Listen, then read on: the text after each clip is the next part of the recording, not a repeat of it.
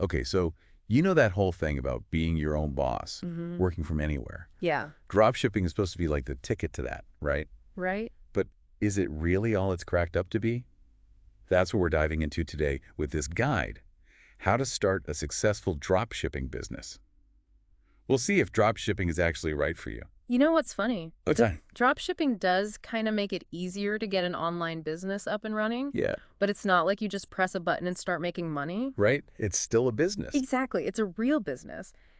And this guide, it really stresses making smart decisions right from the beginning. So like what? Like with niche selection? Yeah, niche selection. Yeah. That's huge. It's got to be one of the most important things. It's like you're picking a spot to build your business on. Right. Some spots are just better than others. Exactly. So how do you figure out what's a good niche? Well, the guide says the key is to find a niche that you're really passionate about, Okay. but also one that can actually make you money. Oh, so it can't just be something you like. It has to be something people want. Yeah, and that's where it gets kind of tough, because what you're passionate about isn't always profitable. So how do you figure that out? Well, the guide talks about using some tools like Google Trends, Uh-huh. Amazon bestsellers, Okay. even looking at social media to see what's trending. So, like if I was really into fitness, let's say eco-friendly yoga mats were trending. Right, but then you have to look deeper. Deeper. Like, is that going to be a good market in the long run? Okay. Are enough people searching for those mats? Is there too much competition already? You know what I mean? Yeah, so just because something's hot right now doesn't mean it'll actually make you money.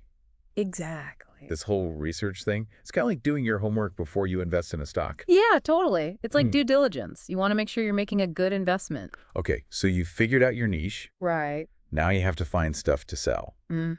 But we've all had those online shopping fails where what you get looks nothing like the picture. Oh, yeah. That's like a dropshipper's worst nightmare. It is. It is. And that's why finding good suppliers is so important.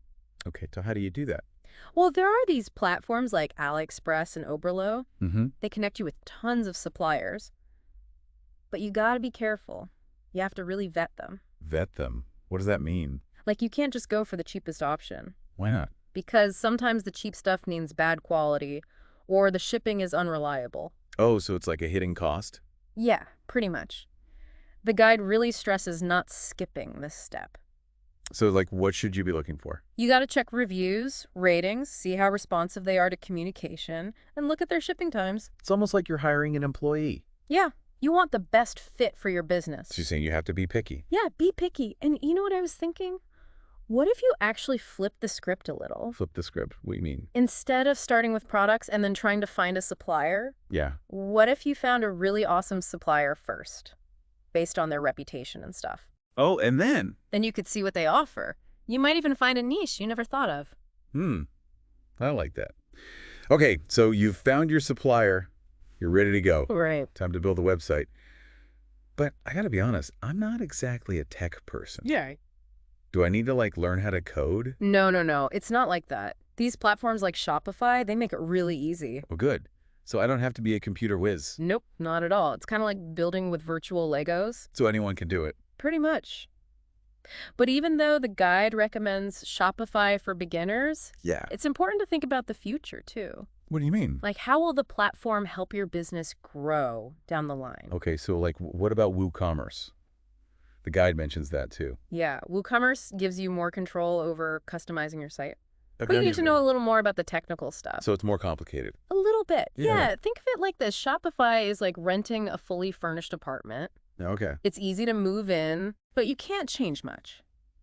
WooCommerce is more like buying a house that needs some work. So you can do whatever you want with it. Exactly. But it takes more effort. That makes sense. Yeah. Okay, so we pick our platform. Right. Then the guide talks about choosing a name for your store, Yeah. picking a theme, setting up pages, like about us contact shipping policy. All that good stuff. Yeah, it seems like it's all about making your store look legit. Yeah. You gotta build trust. So it's like if you walked into a real store, there were no prices and no one to help you. Exactly. I'll probably leave. Definitely.